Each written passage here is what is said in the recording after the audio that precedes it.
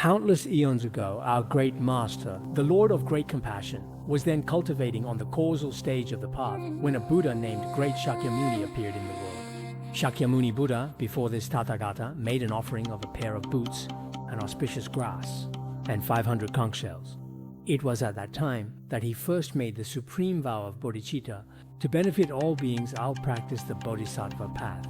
He gradually built up merit through virtuous practices. These accumulations led to favorable causes as he realized the wisdom of non-self, emptiness, and non-referential wisdom. Using both in the first countless eon, he passed ordinary stages of accumulation and preparation. In the second eon, he continued purifying obstacles and gathering merit. He attained the joyful Bhumi, the first Bodhisattva Bhumi, then reached the impure seventh Bhumi, and then in the third countless eon, he successfully attained the 8th, 9th, and 10th Bhumis, these three pure Bhumis. Right at the end of the 10th Bhumi, he was born into Tushita heaven, where he was called the Holy Sage. As the white-crowned Deva Prince, he taught the Dharma to celestial beings. Then, in the midsummer of the year of the Earth Sheep, on the 15th of the 6th lunar month, to save all beings, he left Tushita for the human world, entering the womb of Queen Maya of Kapilavastu. 10 months later, in the lush Lumbini garden, he was born peacefully from the right side of Queen Maya, without any pain or illness, in a calm and serene manner. From that time on, up until the age of 29, he lived in the kingdom of Kapilavastu. At that time, his father was King Shuddhodana.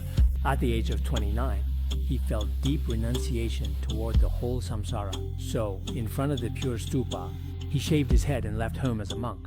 Once ordained, he practiced by the banks of the Nairanjana, taking 1 drop of water and a grain of rice daily. He did this for 6 years. Why did the Buddha demonstrate this? In fact, it was to show future generations that when practicing Dharma, we need grit and asceticism. On the 15th day of Sagadawa in late spring, he manifested perfect enlightenment at India's Vajra Seat. After attaining Buddhahood, 49 days passed. He first taught the Four Noble Truths at Deer Park and later shared the emptiness teachings at Vulture Peak. Later, at places like Vaishali, he gave the third turning of the Wheel of Dharma, which is the wheel of discriminating wisdom.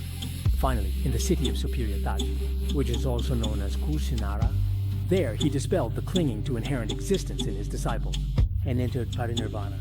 These are the 12 deeds of the life of Shakyamuni Buddha. That's the Sutrayana view, which I have briefly shared with everyone.